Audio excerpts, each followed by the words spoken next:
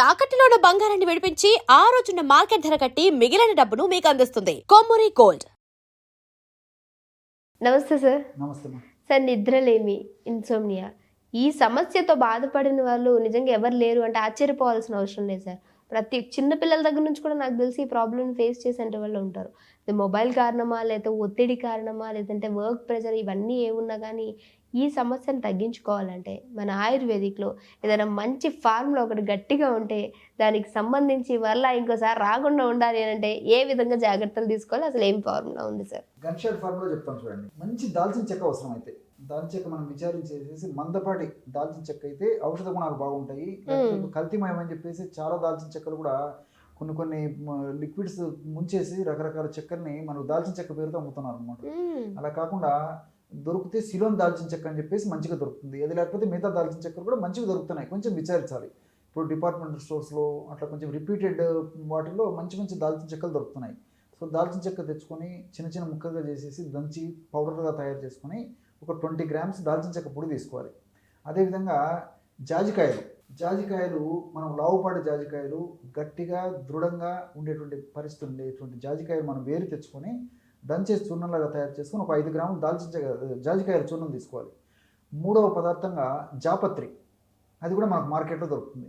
జాపత్రి, సో జాజికాయల చుట్టూ ఉండేటువంటి పొర ఏదైతే ఉందో దాన్నే జాపత్రి అనే పేరు పిలుస్తుంటారు అనమాట. మనకు మార్కెట్లో దొరుకుతుంది. సువాసన భరితమైన ద్రవ్యం. జాపత్రి కూడా తెచ్చుకొని మిక్సీలో వేసేసి పౌడర్ లాగా తయారు చేసుకొని అదొక 5 grams తీసుకోవాలి. కాబట్టి 5 grams జాపత్రి చూర్ణము, 5 grams జాజికాయల చూర్ణము, 10 grams లేదా 20 grams వరకు కూడా ఈ యొక్క దాల్చిన చెక్క చూర్ణం తీసుకోవచ్చు. సో ఈ పద్ధతిలో 3 పదార్థాలు బాగా కలపడం వల్ల బ్రహ్మాండమైనటువంటి నిద్రను కలుగజేసేటువంటి ఔషధం రెడైపోతుంది. సూక్ష్మంలో మోక్షం అంటే ఇదే. అన్ని సైడ్ బెనిఫిట్స్ ఉంటాయి, ఎలాంటి సైడ్ ఎఫెక్ట్స్ ఉండవు. అన్నీ మనకు తెలిసినటువంటి పదార్థాలే. ఆ 3 పదార్థాలు కలిపి గాజు సీసాలు నిల్వ ఉంచుకొని రోజు రాత్రి పూట ఒక 1 gram అండి. ఏదో మనకు తొందరగా తగ్గాలి, పడుకున్న వెంటనే మొదటి రోజు నుంచే బ్రహ్మాండమైన నిద్ర అవ్వాలనేటువంటి కాన్సెప్ట్ కాకుండా 1 gram లేదంటే మ్యాక్సిమం 1.5 gram, అంతకంటే కూడా ఎక్కువ వాడకూడదండి ఎటువంటి పరిస్థితుల్లో. అంటే 1 gram సరిపోతుంది. సమస్య మరీ తీవ్రంగా ఉండి వారు మరీ గొప్ప మనుషులు అయితే అది మినహాయింపు. కాబట్టి 1 gram పౌడర్ని తేనెతో వాడుకోవచ్చు, తేనె కలిపేసి. లేకపోతే 1 కప్పు గోరువెచ్చని పాలల్లో 1 gram పౌడర్ వేసేసి 1 స్పూన్ తేనె కూడా వేసేసి చాలా టేస్టీగా సువాసన భరితంగా రుచికరంగా ఉంటుందండి. సో రాత్రి కూడా సేవిస్తున్నారు, పడుకుంటప్పుడు టీ లాగా తాగుతుండాలి, కాఫీ లాగా తాగుతుండాలి. ఈ విధంగా ఈ 3 పదార్థాలు కలిపి తయారు చేసుకున్నటువంటి ఔషధాన్ని ఈ పద్ధతిలో వాడుకోవడం వల్ల ఈ యొక్క ఎలా పనిచేస్తుందంటే మనకు మెదడులో నిద్రను కలుగజేసేటువంటి మెలటోనిన్ అనేటువంటి హార్మోన్ ఉత్పత్తిని విపరీతంగా పెంచేస్తాయి. ఈ దాల్చిన చెక్కలో ఉన్నటువంటి సినిమాల్డిహైడ్, సిసమిక్ యాసిడ్ ఇవి అదే పద్ధతిలో మెలటోనిన్ ఉత్పత్తిని పెంచుతాయి. అట్లే ఈ యొక్క జాజికాయ జాపత్రి ఉన్నటువంటి ఈ మిరిస్టిసిన్ ఇలాంటి పదార్థాలు ఇవన్నీ కూడా ఈ ప్రత్యక్షంగా పరోక్షంగా మెలటోనిన్ విపరీతంగా పెంచుతాయి. అంతేకాకుండా ఈ యొక్క దాల్చిన చెక్క, జాజికాయ, జాపత్రి మానసిక ఒత్తిడి కూడా తగ్గించడానికి ఉపయోగపడతాయి అన్నమాట. సర్వసాధారణంగా నిద్ర సరిగ్గా లేకపోయిందంటే ఇంచుమించు ఎక్కువ శాతం మందిలో మానసిక ఒత్తిడి వల్ల నిద్ర పట్టదు. అవును సార్. సో మనం నిద్ర వచ్చేందుకు మనం ఈ మెడిసిన్ వాడుకోవడం వల్ల పరోక్షంగా మానసిక ఒత్తిడి కూడా తగ్గిపోతుంది. సో మానసిక ఒత్తిడి తగ్గడం వల్ల నిద్ర వస్తుంది, నిద్ర పోతే మానసిక ఒత్తిడి తగ్గుతుంది. ఈ విధంగా రెండింటికి కూడా ఇది ఉపయోగపడుతుంది. ఇప్పుడు ఈ ఫార్ములా రోజు రాత్రి కూడా ఈ పద్ధతిలో వాడుకోవడం వల్ల చక్కటి ప్రయోజనం చేకూరుతుంది. అంతేకాకుండా కేవలము మరి ఇట్లా నిద్రలేమి సమస్య, ఇన్సోమ్నియా సమస్య ఇలాంటి సమస్యలు ఉన్నప్పుడు కేవలం ఔషధాల మీదనే ఆధారపడకుండా మనం కొన్ని జాగ్రత్తలు కూడా తీసుకోవాలి. ఎలాగంటే ప్రతిరోజు వేడకు పడుకోవడం అలవాటు చేసుకోవాలి. ఖచ్చితంగా వేడకు పడుకోవాలి. ఉదయం పూట మెలకు రాకపోయినా మళ్ళీ అదే టైంకి లేవాలి. ఇది ఖచ్చితంగా అలవాటు చేసుకోవాలి.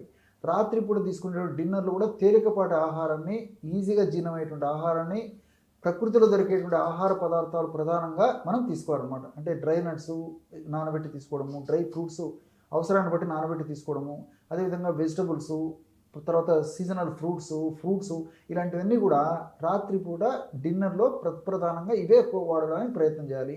అదేవిధంగా ఎటువంటి పరిస్థితుల్లో లేట్గా ఆహారం తీసుకోకుండా మ్యాక్సిమం 7 ఓకేనా సార్? మ్యాక్సిమం 7 అండి. అది నేనే చెప్పబోతున్నా, మీరు అడిగారు. 7 తర్వాత ఎటువంటి పరిస్థితుల్లో ఆహారం తీసుకోకూడదండి. మౌత్ లాక్ అంతే.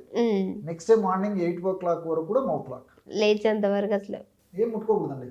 సో కొత్తలో కొంత ఇబ్బంది ఎదురవచ్చు, కానీ మరి రాత్రిపూట అర్ధరాత్రి మెలకు వచ్చి కడుపులో సంకటము, నిద్ర, సో బాడీ అలవాటు పడిపోతే ఏం కాదండి. అటువంటిది ఏదైనా ఉంటే కాస్త 1 కప్పు మజ్జిగ ఒక 4 రోజులు 5 రోజులు ఏదైనా అవసరాన్ని బట్టి మజ్జిగ తాగి పడుకున్నా, లేకపోతే మజ్జిగలో కాస్త తేనె కలిపి తీసుకున్నా తాగేటప్పుడు ఆ ప్రాబ్లం సాల్వ్ అవుతుందండి.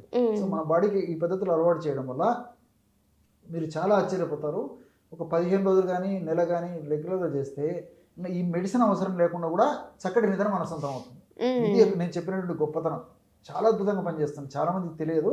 సో రాత్రిపూట ఎంత అర్లీగా మనం ఆహారం తీసుకొని రాత్రి విశ్రాంతికి వదిలిపెడతాము బాడీని, అప్పుడు జీర్ణం అయిపోతుంది.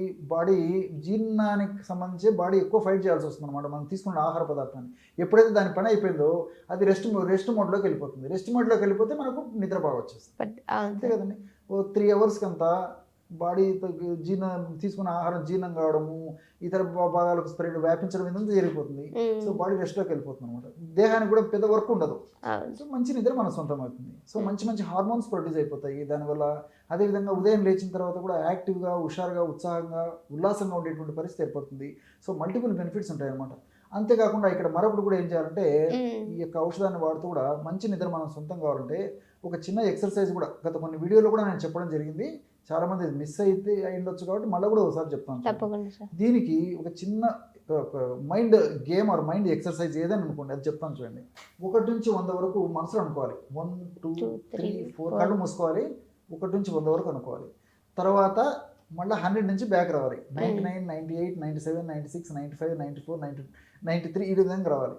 మళ్ళీ ముందుకు వెళ్ళాలి. 1 to 100 100 to 1. సో మనకు తెలియకుండానే ఎప్పుడు నిద్రలోకి వెళ్ళిపోతామండి. మీరు చాలా ఆశ్చర్యపోతారు. మనకు తెలియదు అనమాట నిద్రలోకి వెళ్ళిపోతాము. So simple exercise.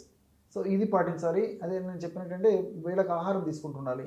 ఇలా చిన్న జాగ్రత్తలు తీసుకుండాలి. అదేవిధంగా మన శయన గది కూడా సో పడుకునేటువంటి డార్క్ ఉండాలి. ఎగ్జాక్ట్లీ డార్క్ ఉండాలి, శబ్దం లేకుండా ఉండాలి. అదేవిధంగా ఒకటే శయన గదిలో పడుకోవడం అలవాటు చేసుకోవాలి. కాబట్టి ఇలాంటి చిన్న జాగ్రత్తలు తీసుకోవడం వల్ల కూడా మరి మన దేహాలు కూడా అలవాటు పడిపోయేసి చక్కటి నిద్ర మన సొంత విధానికి ఉపయోగపడుతుంది. కాబట్టి ఈ పద్ధతులు చేసుకోవాలండి. Thank you so much sir. నమస్తే.